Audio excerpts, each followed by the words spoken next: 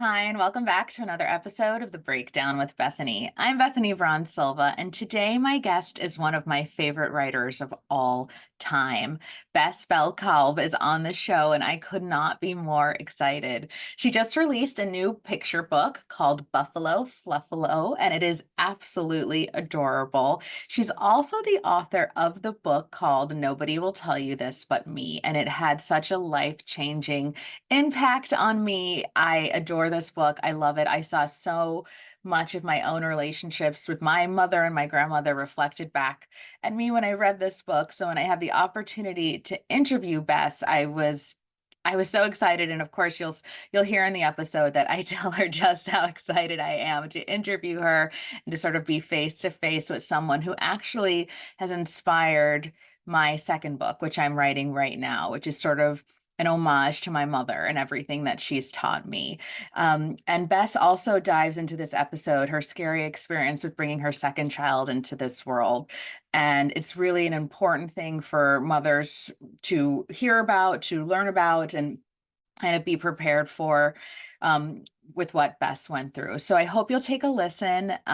This is really an important episode for me, as I've interviewed heroes of mine before, but none who were just so closely related or impactful in my life in a way that sort of it's informing what I'm doing right now. So take a listen, and of course, like and subscribe and download and spread the word.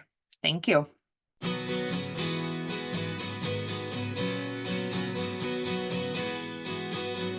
Hi guys. Hi. How's it going? It's going so good. I watched you on CBS this morning. It's Oh, great. good. I'm like it's very caffeinated.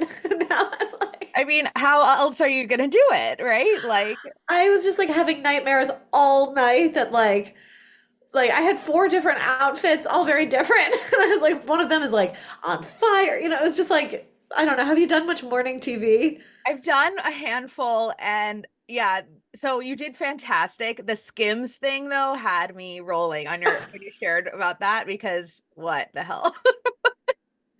It is a child's garment. I know. I mean, we're not here to talk about that. That's like a No. whole other conversation about Yeah. shapewear and Oh, I just did I wasn't wearing that. I was wearing my like yellow business jacket, but this is is any video going to be used for this? yes, if that's okay with you. That's fine. Okay, then I'll keep the book. That was the setup Oh, for keep the the book. Wisconsin Morning Blend I show. love it. Okay, so let's jump into the book because I've Okay. read it a few times and I've read it to my children once, and they adore it. They love angry animals like Crank, because Yeah, there's just something so endearing about Buffalo Fluffalo. And I read in a previous interview that you did that he sort of his angry face is modeled after your son, like which is that is what my oldest son looks like when he is feeling indignant. When like he's so when a adorable. great wrong has happened to him. Right. They're so angry, but like so adorable. But so So tell us adorable. about Buffalo Fluffalo. I adore this book. Yeah, I mean, you really, I'm so glad that your kids like it. And that was the kind of thing that this book was so specifically written for my kid. And then to see it become this crazy bestseller and to see kids who are very different from my kid, just like loving it and repeating it. I've been speaking to schools mostly. Mostly the people I talk to about this book are between the ages of 5 and 6. So this is great. But seeing the way that exactly what you said, that sort of angry animal face, that sort of easy to relate to mirror of what a kid might feel like when they feel upset or not listened to or disrespected, that is an important feeling, and that even when you're feeling scared, you don't have to act tough. Like when you're feeling vulnerable, when you don't want people to see who you really are, you don't have to push people away because your community and the people that love you will be there for you no matter what. It's okay to be just how you are because you're great how you are, no matter your size, which is in the book, of course, but you're great how you are no matter what. That's what this book was born from. Right. I really love that because I have two boys and they're Oh, actually much older. They're 12 and 8, but my 12-year-old read it to the 8-year-old and they were laughing and laughing and oh, laughing. And I don't know if you've read the book Pom Pom Panda, but it's sort of like the same thing. You should read it. It's adorable. It's about a I little should drunk totally. is a grumpy panda who pushes everybody away, very much like Buffalo Fluffalo. And that was one of their favorite books. And now I feel like I have like the old, even though it's not for older kids, we have sort of like the second iteration of our for our family. So that's Listen, Bethany, I'm gonna sue this panda. This is my team will be I on know, right? it. But it's just like that message of like kind of having your feelings accepted that we really Totally. really responded to as a family. And we also, and Yeah. also thank you, because I enjoyed reading it and I know that was important to you. I've Yes. read my kids, I mentioned my son's about to be 12. I can't tell you the number of books that I've read to these children that have been just horrendous. This one was fun. It was that was important to you, right? I totally appreciate that. Yeah, I mean, the message is something that's in many children's books. Many of those books are written by psychologists and they do it so well. Other books are not. Other books are just funny in their own way. Like Grumpy Monkey is an example of a great book that that deals with the feeling of grumpiness. This panda one, that is already dead to me, is another. There's this world of grumpy animals, but I am a comedy writer, Right. and I am also somebody who was lucky enough to have this dad growing up who did all the voices and was so funny. Like I thought I thought like Chicken Little had this crazy French accent because that's just like how he read it to me. And so I wanted a book that brought but my dad was also like a serious guy who worked and came home late and just had enough time to like read a book with me and my brother before he went to bed. So he really gave it his all.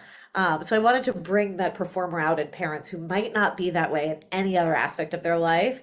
I am a writer, I'm not a performer, but I wanted to write something that really was like an easy script for a parent just to get tons of laughs from their kids, because that's like why we're in it.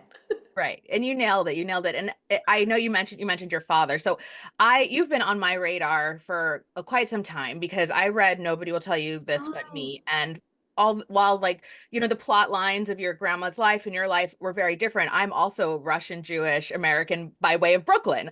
So I knew I liked you. right. So there were so many like parallels in the relationship and the conversations, right? Like maybe Yeah, the dialogue wasn't exactly the way that I talked to my grandma and my mother, but the feeling was there. yeah. And you really, and I have to commend you, you did that. So I mean, well, I can commend you, but it was like a national best-selling book. The proof was in the pudding. But No, thank you. I mean, talking to people one on one, I mean, that again, it's the kind of thing where you write something and it's so private and you're kind of writing to a very small audience in your mind. But to hear this is so gratifying as a writer and so validating as someone who writes very vulnerable stories.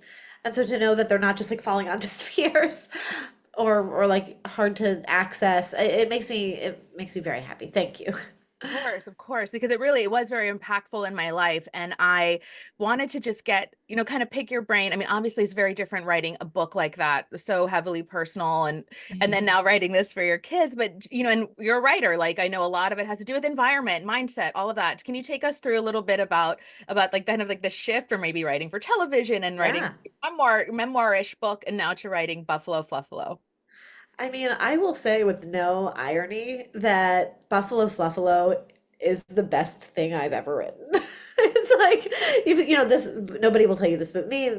My first book, it was like 2 years of my life and, crying, writing it and like, oh, this is so important. This is so important for my experience as a woman, as a granddaughter, as a mother.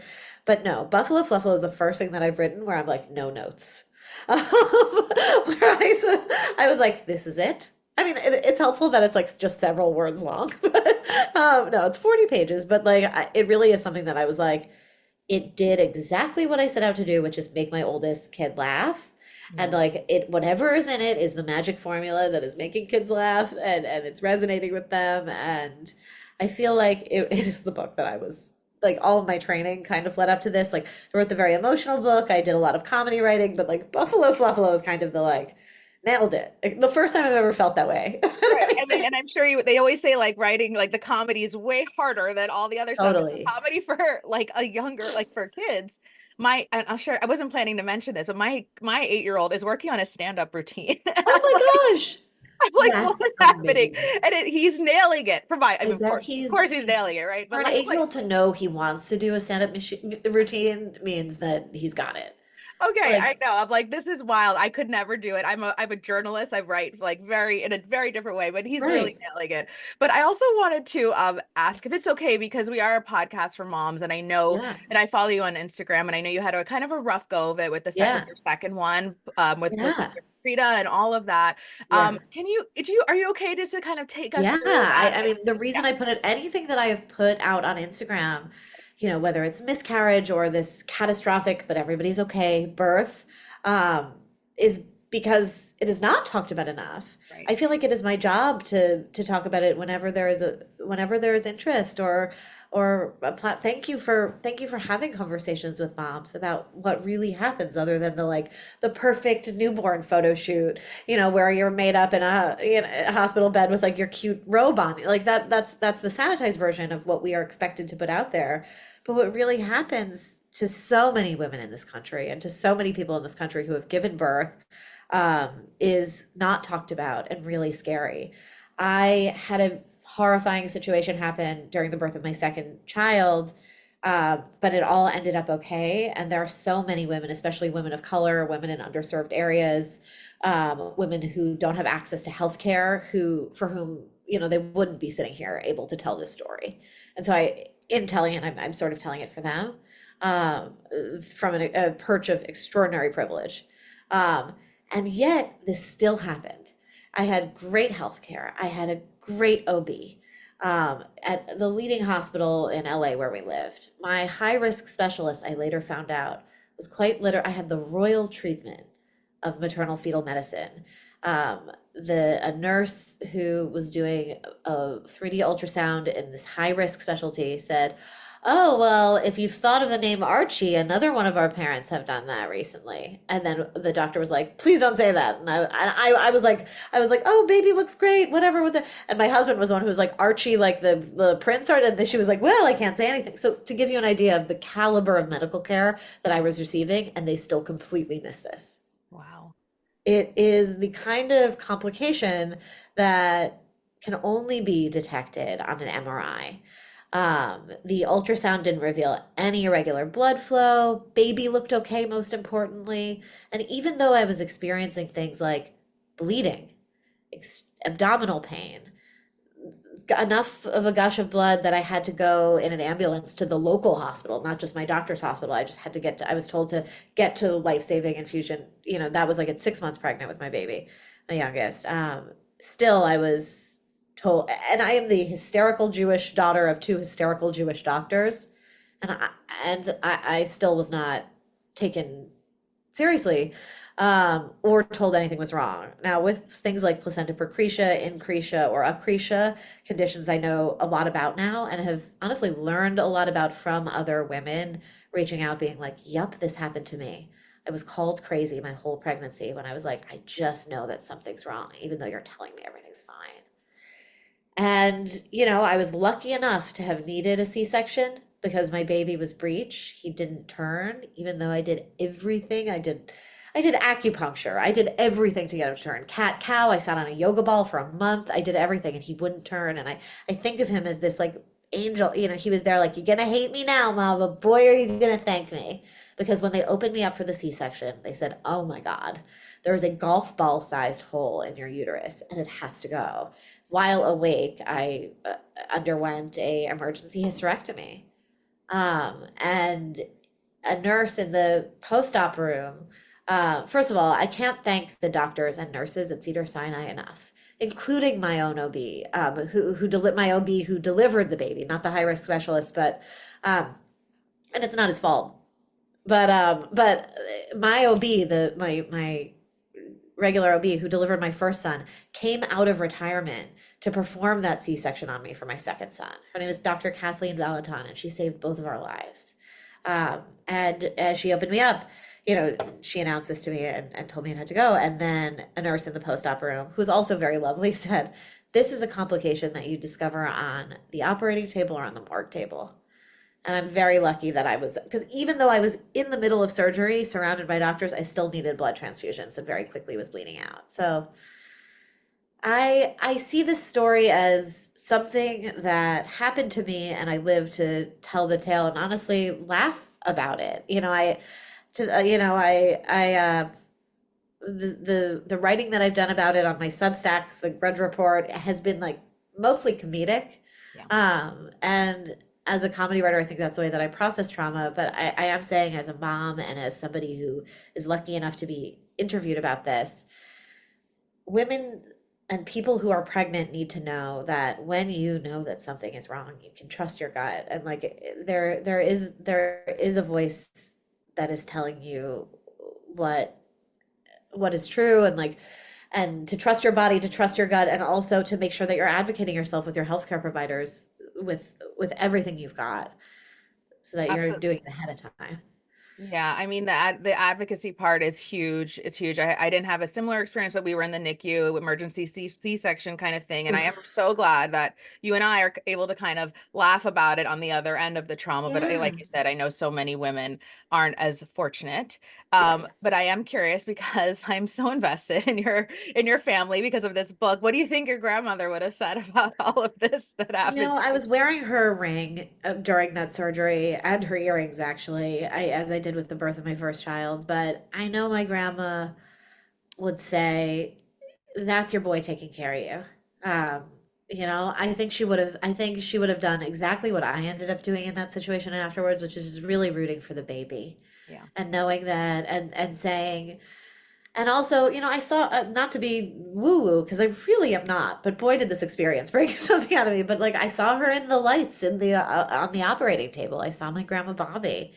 And I think as a woman who comes from a line of women who have been through it and been through much worse, especially, you know, every Jewish woman, anyone who comes from a refugee or immigrant background, we are survivors, and we are a group of people who have faced annihilation many, many times over, once a century. And you know, we're made of we're made of tough stuff. And it's the kind of wisdom and resilience that I called upon to be able to walk out of that hospital 3 days after that surgery, holding my baby. Incredible, You know, incredible. let's go home and get on with life. Absolutely. Oh my goodness. Thank you so much. This was really, really special for me to be face to face with you, even virtually. So I really appreciate the time. We love the book. We'll be, putting it on mom.com. I'll be writing about it as well as publishing this podcast. So thank you so much. If you want to just give a quick plug, like where we can get it, where we can follow you, all of that. Sure. Buffalo Fluffalo is available at bookstores everywhere. I always encourage you to buy a copy of Buffalo Fluffalo from your local bookstore, your local independent bookstore, or bookshop.org. And you can follow me on Instagram at Bess Bell Kalb, at symbol Bess Bell Kalb. And my Substack is called The Grudge Report, where I write about parenting in a much more comedic way than I've talked about today. An award-winning Substack. Awesome. I love Oh, that. So yes. thank you so much and best of luck. What an incredible accomplishment for you. Love it. Love it so much.